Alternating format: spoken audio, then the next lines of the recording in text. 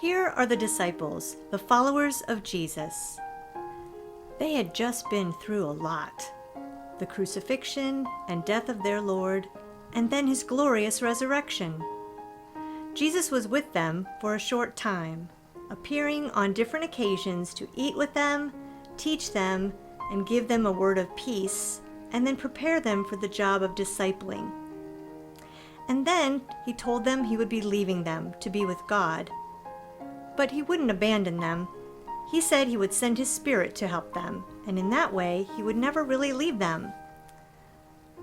So after the disciples watched Jesus ascend into heaven, Peter called them together. He called a new disciple, Matthias, to join the group. Then they traveled to Jerusalem to celebrate the festival of Pentecost and give thanks for the first fruits of the harvest.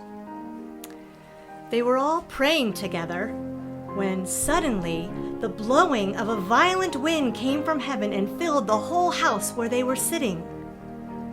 Then they saw what seemed to be tongues of fire that separated and came to rest on each one of them. All of them were filled with the Holy Spirit.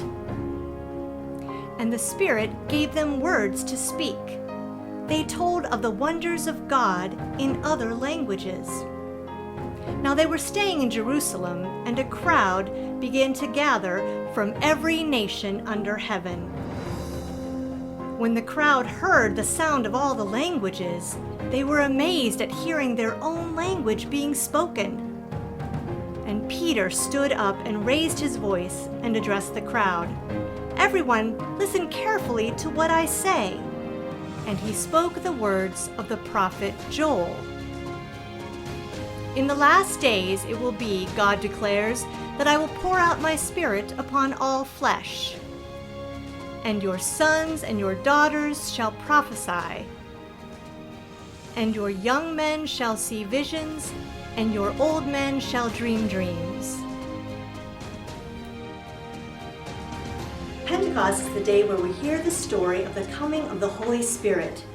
It's kind of like the birthday of the church because the church started on this day. Jesus had ascended to heaven, his time on earth had ended, and the next thing that happened is God sent the Holy Spirit to the followers and all the disciples of Jesus to help them continue his ministry here on earth. And that includes us. The church started today, and we're a part of the church today. We can celebrate its birthday. Happy birthday, church!